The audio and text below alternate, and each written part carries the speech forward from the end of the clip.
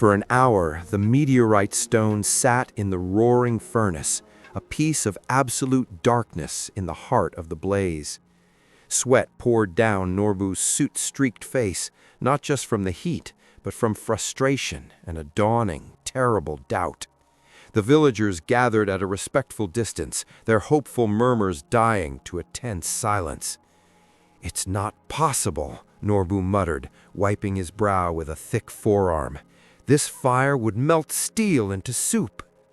I stared into the flames, my grandfather's words echoing, "A heat that mirrors the star's death." A star's death was not mere fire. It was collapse, compression, a transformation born of impossible pressure and dying light. "It's not about temperature alone," I said, thinking aloud. "It's about force, the force that forged it in the first place."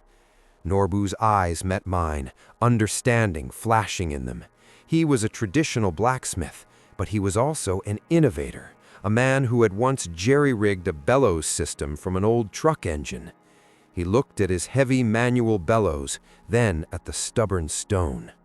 "Pressure and heat," he grunted. He began barking orders.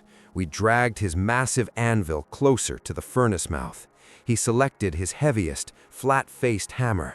Then, with a pair of long, blackened tongs, he did the unthinkable. He reached into the inferno, seized the still black stone, and in one smooth, terrifying motion, laid it on the anvil.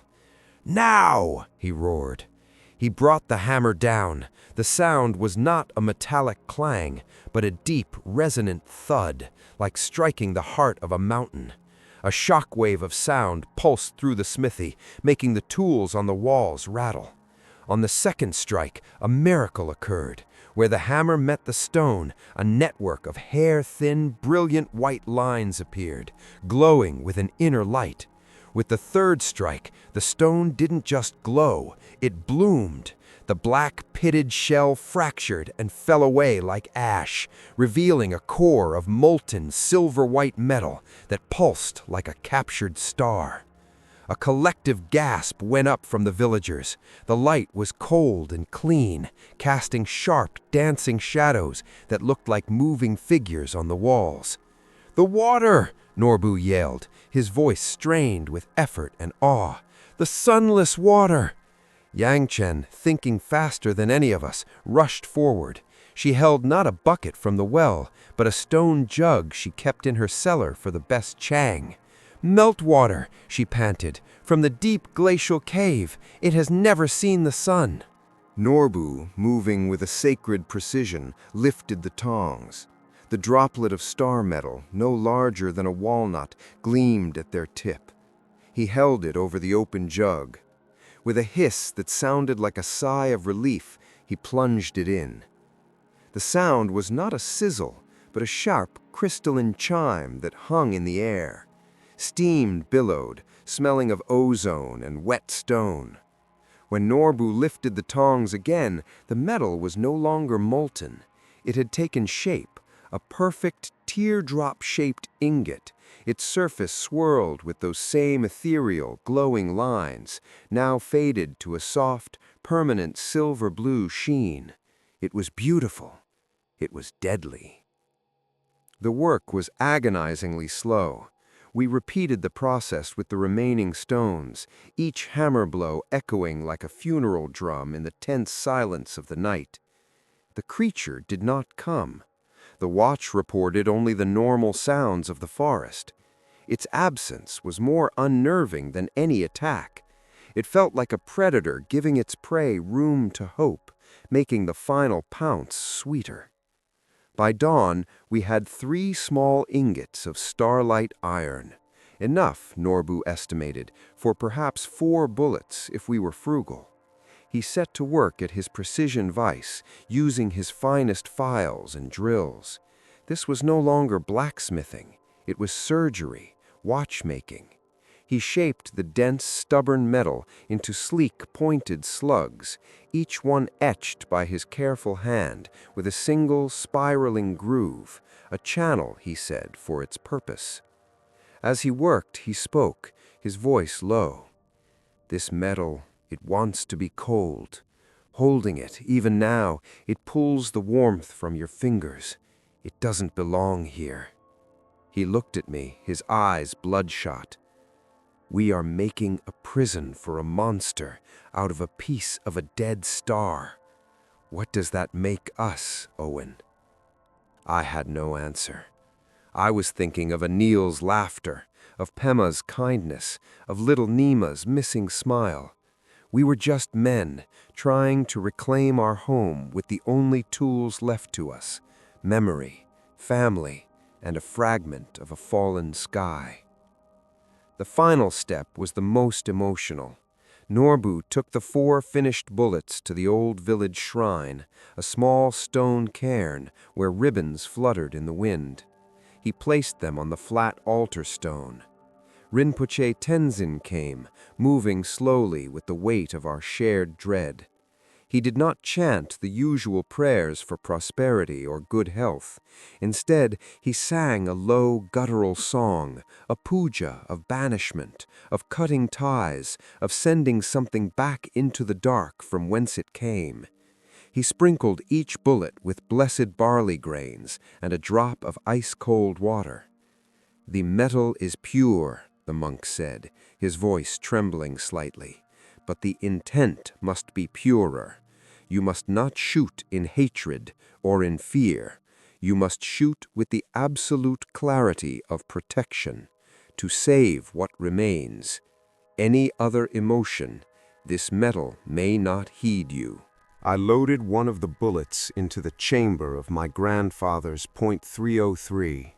The fit was perfect, as if the rifle had been waiting for this its whole life. The weight of the weapon changed. It felt balanced, destined, and terribly final. As I slipped the other 3 bullets into my pocket, a shout came from the edge of the village. Dorje was running toward us, his face pale. "The north pasture!" he gasped, bending over to catch his breath.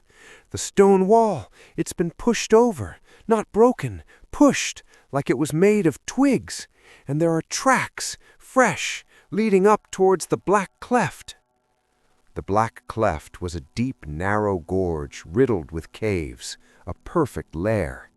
It was no longer hiding. It had left a trail, an invitation.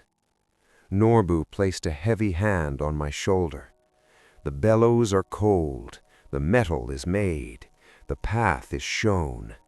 He looked at the rifle in my hands. "Now comes the hard part, cousin." The trail into the black cleft was not a trail at all. It was a scar.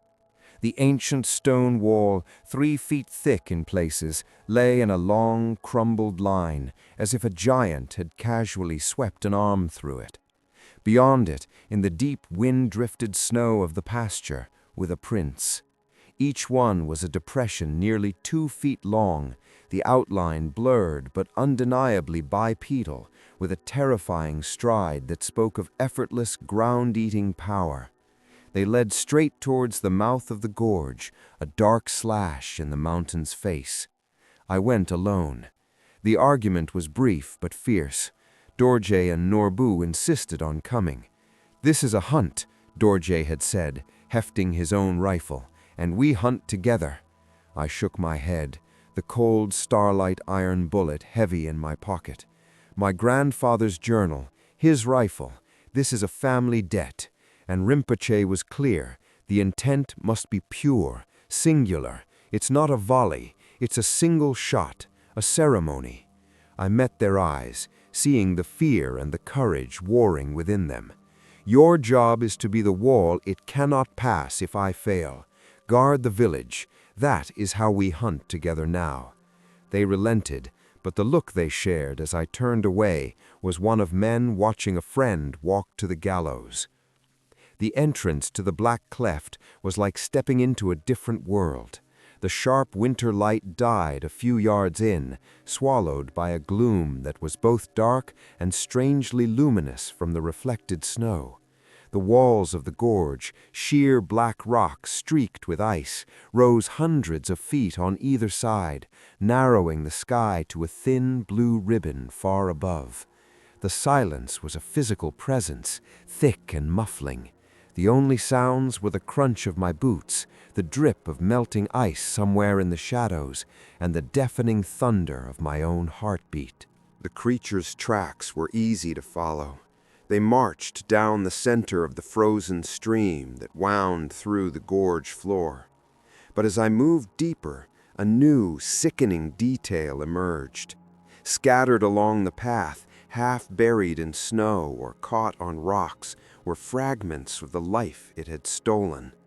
A piece of brightly colored wool from Pema's shawl, a child's small leather moccasin, stiff with frost, a tarnished copper cooking pot from the sister's home.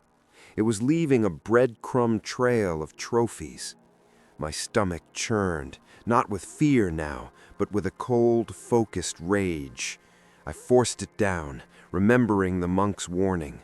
Clarity of protection, not hatred. The gorge twisted, and the air grew colder, staler.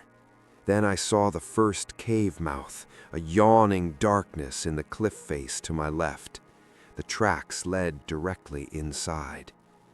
I stood at the threshold, peering into the blackness. A smell rolled out, that same musky, feral odor from the tuft of hair, but overpowering now, mixed with the ripe, metallic scent of old blood and something else, a damp, earthy smell like a deep root cellar. I clicked on my heavy torch. The beam cut through the gloom, illuminating a tunnel that sloped downwards, its walls smooth in places, as if worn by the passage of something immense over countless years. Every step forward was an act of will. The tunnel deepened, the sounds of the outside world vanishing completely. My breath plumed in the torchlight. I passed side chambers, dark alcoves. In one, my light glinted off a pile of bones. They were old, bleached white, some belonging to mountain goats, others disturbingly larger. Not human, not quite. Then I heard it. Not the hoot from the village. This was a lower sound, a deep, rhythmic rumbling, like a great stone being rolled slowly across a wooden floor. It was the sound of breathing. The tunnel opened suddenly into a cavern. My torch beam, powerful as it was, could not reach the far walls or the ceiling. It felt less like a cave and more like a subterranean cathedral, vast and echoing. In the center of the pool of light, the beam caught something, and my blood froze. It was a figure, seated on a natural dais of rock, facing away from me. It was massive. Even crouched, it was half again as tall as a man. Its shoulders were immense slopes of muscle, and that same grizzled gray-brown fur. The head was bowed, as if in contemplation. The rumbling breath echoed from the walls. Scattered around its feet, arranged in a grim, deliberate circle, were the possessions of the taken. Anil's fur hat, Pema's prayer beads, a small wooden horse Nima had carved, Lamo's spectacles. It was a shrine to its own predation. My finger found the trigger guard of the .303. The rifle felt alive, the starlight iron bullet in the chamber a cold, waiting star against my cheek. This was the moment. I had the shot at its broad, unguarded back. A clean kill. I began to raise the rifle. The breathing stopped. The silence that followed was more terrifying than the sound. Slowly, with a grace that belied its size, the creature began to turn its head, not its body, just its head, over a shoulder, further than any human neck could rotate. The torchlight caught its eye. It was not the eye of a beast. It held no rage, no mindless hunger. It was deep-set, ancient, and held a profound, melancholy intelligence. It looked at me, through the blinding beam, and I saw not a monster, but a lonely sovereign in its stolen kingdom. It knew why I was here. It knew what I carried. In that endless second, I understood the true horror. This was not a mindless animal culling cattle. This was something old, something that had watched our village for generations and had now, for reasons of its own, decided to collect us. The clarity Rinpoche spoke of crystallized in my mind. This was not about revenge for the dead. This was a quarantine. To protect the living, this ancient, tragic thing had to end. It moved. It uncoiled from its seat with a speed that was a blasphemy against its size, a fluid explosion of power. It didn't roar. It made a sound like a rock slide, a deep, grinding shriek of moving stone. It was coming for me, not with a charge, but with a terrifying, loping stride that closed the distance in heartbeats. I fired. The report of the .303 was magnified 100-fold in the cavern, a deafening thunderclap. But the sound of the bullet's impact was different, a sharp, high ping like a crystal glass being struck, followed by a burst of brilliant, cold white light where it struck the creature's chest. It stopped, looked down at the small, smoking point of light on its matted fur. A sound escaped it, not of pain, but of profound surprise, a choked, guttural exhale. The white light spread from the entry point in a web of shimmering veins, crawling under its skin, through its fur, like ice forming at supernatural speed. It took one staggering step towards me, its intelligent eyes now wide with an alien astonishment. Then its knees buckled. It fell forward, hitting the cavern floor with an impact that shook the ground beneath my feet. The light within it flared once, brilliantly, illuminating the entire vast cavern for a split second. I saw towering ice formations, black walls, and the sad circle of trinkets, and then winked out. The silence returned, absolute and heavy. I stood there, the smoking rifle in my hands, the echoes of the shot and the fall dying away. The creature lay still, a dark mountain in the dark. The starlight iron had done its work. It was dead. I felt no triumph, only a hollow, echoing emptiness. The threat was gone, but as I looked at the pathetic circle of belongings, the truth of Rinpoche's final warning settled on me like the cave's eternal chill. The loss could not be undone. I did not approach the body. The finality of its fall was absolute. In the stark beam of my torch, the massive form was just a shape, the ancient intelligence gone from its eyes, leaving only glassy, dark orbs that reflected the light back emptily. The web of silvery veins under its fur had faded, leaving a patina like frost on stone. The eerie, possessive shrine at its feet now seems just a pile of sad, forgotten things. Turning my back on the cavern felt like turning my back on an era. The walk out of the black cleft was a journey through a numbness deeper than the cold. The gray daylight at the gorge's mouth felt alien, too bright, too indifferent. I followed my own footprints back, each step feeling heavier than the last. They saw it on my face long before I reached the first house. Dorje, Norbu, and a handful of others had gathered at the broken wall, a silent, anxious vigil.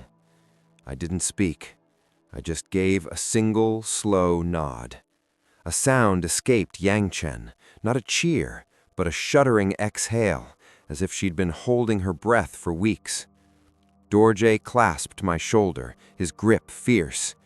Norbu looked from my face to the dark mouth of the cleft and back again, his own expression grim with understanding.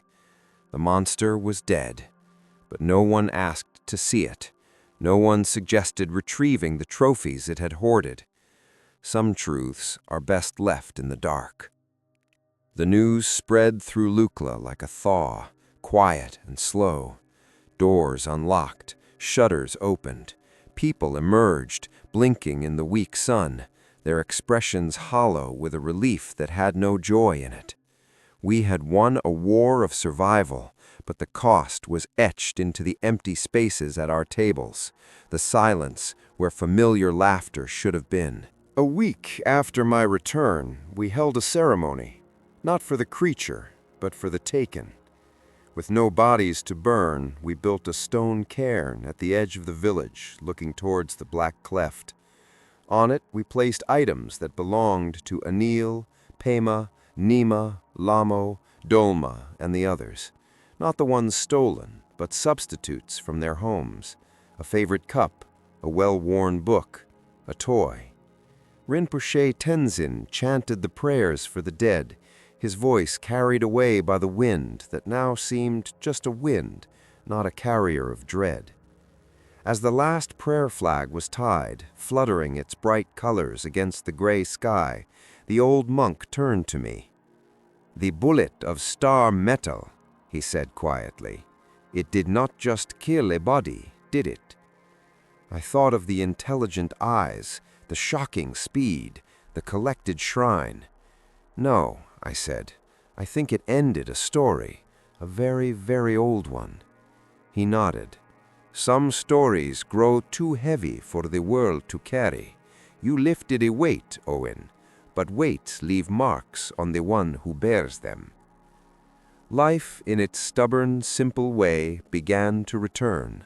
Herds were tended, fires were lit, tea was shared. But Lukla was a quieter place. The laughter had a careful edge. The forest at night was once again just trees and shadow, but we had learned the hard way that shadows can have substance. The old rumors were gone, replaced by a new, somber knowledge. One evening I sat with Norbu in his smithy. The forge was cold. The remaining 3 starlight iron bullets lay on the workbench between us, gleaming dully in the lamplight. "What do we do with him?" he asked, his voice rough. I picked one up. It was still cold, a permanent deep chill that seemed to whisper of the void between stars. "We keep one," I said finally, "buried deep, a reminder and a safeguard in case the story ever tries to begin again." I handed another to him. "You should melt this one down, see if its nature can be changed. Make something of it, a tool, not a weapon. Maybe that's how we truly end this." He took it, weighing it in his palm. "And the third?" I looked out the open smithy door, towards the high, white peaks where the silent circle held its frozen vigil. "The third goes back," I said, "to the glacier, to where the sky wept fire. It doesn't belong here among us. It belongs to the mountain." Norbu nodded, approving. It was the right thing to do, a closing of the circle. Later that night, alone in my house, I opened my grandfather's chest one last time. I placed his journal back inside, along with the single remaining starlight bullet wrapped in its oilcloth. I closed the lid. The debt was paid, the knowledge preserved. The silence in the house was no longer a listening silence. It was just silence. Standing at my window, looking out at the sleeping village and the immense, star-strewn sky above the Himalayas, I felt the full weight of it all. We were safe. The eerie hoot would never again echo through the pines. The pools of blood in the snow were now just a nightmare memory. But the empty chairs by the fire were real. The missing voices were a permanent notch in the wind's song. We had slain a myth to save our reality, and in doing so, we had lost a part of our world's terrible, majestic mystery. The victory was absolute, and it tasted like ice water. The monster was gone, and so were they. And we, the survivors, would walk through every winter to come, remembering the cost of our quiet, snow-blanketed peace. If you liked the story, subscribe and like it, and also write a comment about what topic you would like to hear about.